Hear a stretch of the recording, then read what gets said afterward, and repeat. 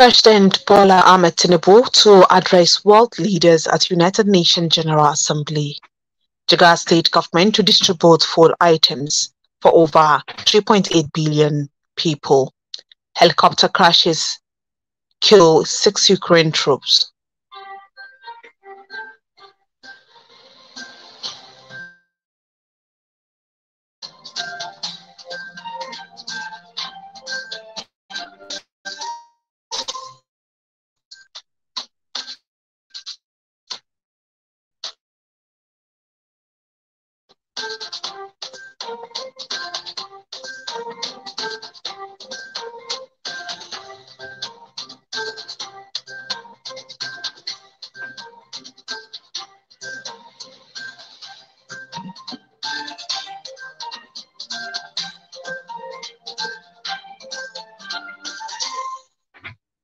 Today is 14 Safar 1445 after the Hijrah of Prophet Muhammad Sallallahu Alaihi Wasallam, which is equivalent to 31st August 2023. I am Salamatu Alimanu with the news in full. President Bola Ahmed Tinubu will address the 78th session of the high-level general debate of the United Nations General Assembly at the United Nations headquarters in New York on Tuesday, September 19th. The United Nations correspondent of the News Agency of Nigeria reports that Tinubu, in his first outing to the Assembly, will be addressing world leaders on the evening of that day. President Bola Ahmed will be the fifth African leader to speak on day one of the gathering and will be the 14th speaker out of the 20 leaders slated to speak on the first day. Ramaphosa, the 10th speaker, will be the first African leader to speak in the morning session of the Assembly. In the afternoon session, 5 African leaders are expected to address the gathering. President Ahmed Tinubu will deliver his statement around 6 p.m., which is 11 p.m. Nigerian time, to the world leaders during the afternoon session. The federal government's initiative to tackle the security and economic challenges in the north, particularly in the northwest, is underway. The Vice President Kashim Shettima said this during a meeting with the Coalition of Northern State Chambers of the Commerce, Industry, Mines and Agriculture at the Presidential Villa, Abuja. Members of the coalition were led into the meeting with the Vice President by their President, Dalhatu Abubakar. The Vice President during the meeting said the North need re-engineering and re-strategizing to fast-track development in the region. Also at the State House, traditional leaders from Nasarawa State, led by the Chairman of the Nasarawa State Traditional Council, His Royal Highness C.D. Bage, paid a visit to the Vice President, during which he commended their role in the promotion of cultural heritage in the country. The Minister of Solid Minerals, Dele Alake, has promised to sanitize the solid mineral sector by adopting more stringent regulations to create stability. The minister said this when he received the Australian High Commission to Nigeria, Ms. Lynn Johnston, in his office in Abuja. The major challenges in the nation's solid mineral sector, and he lamented the impact while pledging to address the situation. Alake also promised to give priority to investors in the sector in order to improve the economy and create employment. The Australian envoy is committing to provide support for the optimization of solid minerals in Nigeria. The Inspector General of Police, Olukayode Egbetokun, says insufficient manpower is hindering the agency's effort to tackle crime, saying the police need to effectively man the country. IGP Egbetokun said this in a paper presentation to the Senior Executive Course 45 at the National Institute for Policy and Strategic Studies, Kuru, Plateau State, on Wednesday. According to Olukayode Egbetokun, while the United Nations recommended one police person, Nigeria has a police-citizen ratio of 1 to 650. He said the Nigerian police force requires an additional 190,000 personnel to be at parity with the United Nations recommended ratio. Olukayode Egbetokun noted that if the country is not well policed, the government industrialization drive will become unrealistic.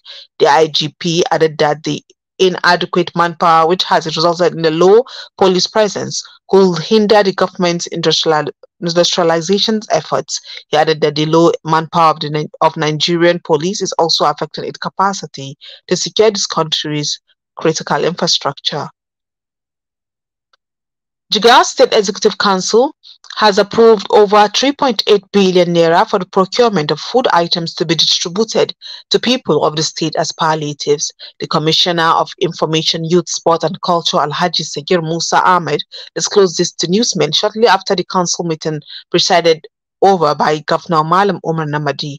Alhaji Sagir Musa explained that the food items to be procured include 7 trucks of rice, 4 trucks of millet and maize, and 1,000 cartons of spaghetti. He said the food items will be supplied by the State Emergency Management Agency and distributed to people of the state. The commissioner further stated that the gesture was part of the present administration's effort to cushion the adversity being faced by the people. In another development, the state executive 1 billion naira loan to the Jigawa State Agricultural Supply Company, JESCO. The Commissioner, Youth, Sport and Culture, Alhaji Sagir Musa Ahmed, who announced this to newsmen, said the loan is for the to the 27 local government council of the state. He said this was a part of the government commitment to ensure food security and production in the state.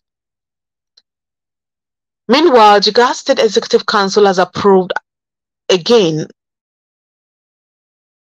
naira for payment of school fees of undergraduate students who are studying in various institutions in the country. The Commissioner, Youth, Sport and Culture, Alhaji Sagir Musa Ahmed, said the benefiting students include those in Federal University, Kano State University of Technology, Wudil, and University of Maiduguri. He stated that the state government has realized many state indigents are not able to pay their school fees due to the current economic hardship. Alhaji Sagir Musa Ahmed added that the council has consented to review the state student allowances. The news is coming to you from the studios of Sawaba Radio. More is after this short break. Stay tuned.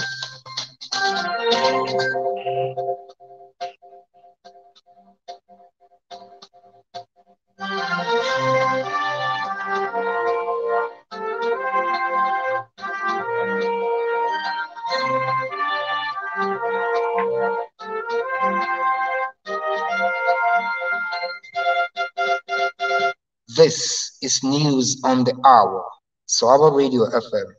Stay tuned. Welcome back. You're still into the services of Sawaba Radio 104.9. Hadija. Joint Task Force of Hadija Security Committee, consisting of a group of security officers, seized some alcohol product in Turarawa areas of the local government. The items, including bottles of wine and other criminal items, were found after the committee launched a search in a suspected house. Executive Chairman of Hadija Local Government, Alhaji Abdul Qadir Omar, presented exhibit to newsmen, scholars, and other officials. He said dealing with alcohol is illegal, which is against the law of Jigawa State. The local government has been launching such raids from time to time to ensure the suppression of bad activities. Sheikh Yusuf Abdurrahman Ya'u, Chairman Jibuis, and Jigawa State Chapter, other scholars and community development organizations attended the meeting. Earlier, the chairman of the committee, Abdul Qadir Usman, says they received threats in the area. The Miyete Allah County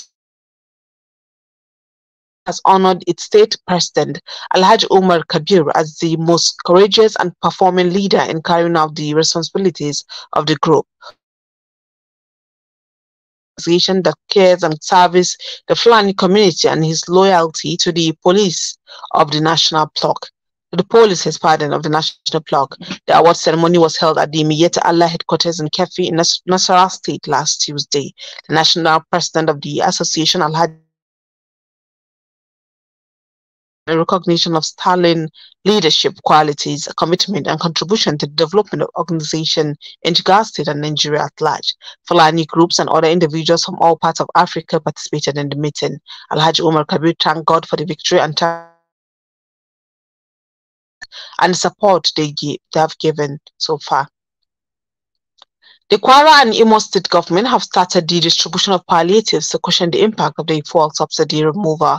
At least 250,000 place in the north-central state. During the flag-off event in Ilorin, the state capital, the Kwara State Governor Abdul Rahman Abdul Razak said the palliatives are only a show of empathy with the people, as more sustainable initiatives are being implemented in phases. According to the chairperson of the Kwara State Palliative Committee, Ebonolo Oluwa Rotimi Adelise, the flag-off marked the beginning of the exercise, which will see the palliative being taken to all the 16 local government areas after agreeing to group. Some of the beneficiaries at the event, however, want the federal government to do more to alleviate the suffering of the masses. The military regime in Niger has ordered the police to forcefully evict French Ambassador Sylvain Ete from the country. The soldiers who ousted Niger's President Mohamed Bazoum last month had given Ambassador Sylvain Ete 48 hours to leave the country. The deadline expired on August 20. The French government had said it did not recognize the coup rulers as the country's legitimate. On Monday said the ambassador will stay in the country despite just democratically elected Bazoum. The junta has leveraged anti-French sentiment among the courts. More than 70 people were killed overnight when fire tore through a derelict. It are still dousing the smoldering debris from the fire which took hold in the early hours of the morning. South Africa made his first public comments on the blaze in Johannesburg, calling it a great tragedy. Visit to Eastern Cape Province. He said the investigation into the fire will enable communities and authorities to. 6 Ukrainian soldiers were killed when 2 military helicopters crashed on a combat mission in the country's place today in the Kramatorsk district of the Eastern Donetsk region. The State Bureau of Investigation did not on what happened. State Bureau of Investigation said 2 Mi-8 military helicopters crashed during a combat mission. 6 servicemen of the armed forces of Ukraine died. Mi-8 military helicopters are being used by Soviet-designed aircraft are generally used for transport. Many of Ukraine's Mi-8 helicopters are decades old, but it are helicopters from allies. That has been the news, but before I go, a recap of the major stories. President Bola Ahmed Tinubu to address world leaders at United Nations General Assembly. Jigawa for over 3.8 billion. Helicopter crash kills 6 Ukraine troops. That has been the news on behalf of the news department. Our editor, announcer Salma Adam Iko. I am Salam Tanud Eleman saying good night.